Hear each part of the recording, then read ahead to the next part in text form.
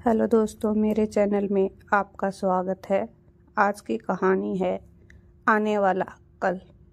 एक बार मैं अपने अंकल के साथ एक बैंक में गया क्योंकि उन्हें कुछ पैसा कहीं ट्रांसफ़र करना था।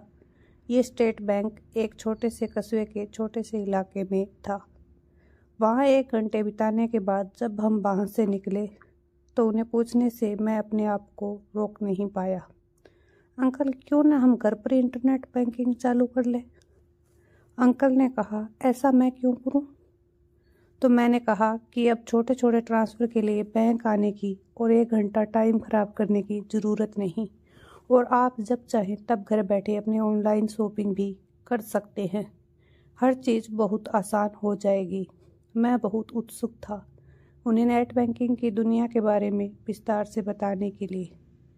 इस पर उन्होंने पूछा, अगर मैं ऐसा करता हूँ तो क्या मुझे घर से बाहर निकलने की ज़रूरत ही नहीं पड़ेगी? मुझे बैंक जाने की भी ज़रूरत नहीं? मैंने उत्सुकतावश कहा, हाँ, आपको कहीं जाने की ज़रूरत नहीं पड़ेगी और आपको किराने का सामान भी घर बैठे ही डिलीवर हो जाएगा। और अमेजन, फ्लिपकार्ट व स्नैपडील सब कुछ घर पे ही डिलीवरी करते हैं। उन्होंने इस बात पे जो जवाब मुझे दिया उसने मेरी बोलती बंद कर दी। उन्होंने कहा, आज सुबह जब से मैं इस बैंक में आया मैं अपने 4 मित्रों से मिला और मैंने उन कर्मचारियों से बातें भी की जो मुझे जानते हैं। मेरे बच्चे दूसरे शहर में नौकरी करते हैं और वो कभी कभार ही मुझसे मिलने आते हैं, पर आज ये वो लोग हैं जिनका साथ मुझे चाहिए। मैं अपने आप को तैयार करके बैंक में आना पसंद करता हूँ।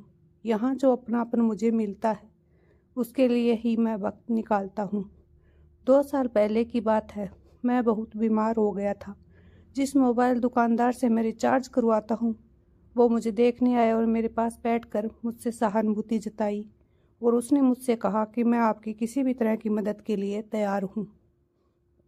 वो आदमी जो हर महीने मेरे घर आकर मेरे यूटिलिटी बिल्स ले जाकर खुद से भर आता था, जिसके बदले मैं उसे थोड़े बहुत पैसे दे देता था, उस आदमी के लिए कमाई का यही एक जरिया था और उसे खुद को रिटायरमेंट के बाद व्यस्त रखने का तरीका भी। कुछ दिन पहले मॉर्निंग वॉक करते वक्त अचानक मेरी पत्नी गिर पड़ी। मेरे किराने वाले दुकानदार की नज़र उस पर गई। उसने तुरंत अपनी कार में डालकर उसको घर पहुंचाया क्योंकि वो जानता था कि वो कहाँ रहती है। अगर सारी चीज़ें ऑनलाइन ही हो गई तो मानवता, अपनापन, रिश्ते नाते सब खत्म ही नहीं हो जाएंगे? मैं हर वस्तु अपने घर पर ही क्यों मंगाऊं? मैं अपने आप को सिर्फ अपने कंप्यूटर से ही बातें करने में क्यों चूकूं? मैं उन लोगों को जानना चाहता हूँ जिनके साथ मेरा लेन देन का व्यवहार है, जो कि मेरी निगाहों में सिर्फ दुकानदार नहीं है। इससे हमारे बीच एक रिश्ता, एक बंधन कायम होता है। क्या अमेजन, फ्लिपकार्ट, स्नैपडील ये रिश्ते नाते, प्यार, अपनापन भी दे पाएंगे? फिर उन्होंने बड़े पते की एक बात कही जो मुझे बहुत ही विचारणीय लगी। आशा है आप भी इस पर चिंतन करेंगे। उन्होंने कहा कि यह घर बैठे से मंगवाने की सुविधा देने वाला व्यापार उन देशों में फलता फूलता है जहां आबादी कम है और लेबर काफ़ी महंगी है।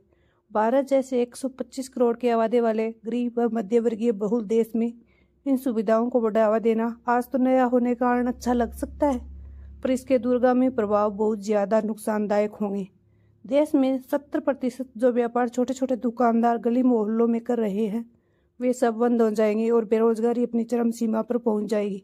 तो अधिकतर व्यापारी कुछ गिने चुने लोगों के हाथ में चला जाएगा। हमारी आदतें खराब और शरीर इतना आलसी हो जाएगा कि बाहर जाकर कुछ खरीदने का मन नहीं करेगा।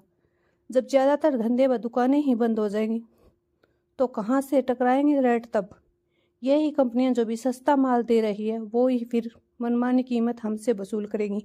हमें मजबूर होकर सब कुछ ऑनलाइन पर ही खरीदना पड़ेगा और ज़्यादातर जनता बेकारी की ओर अग्रसर हो जाएगी। मैं आज तक उनको क्या जवाब दूँ ये नहीं समझ पाया हूँ।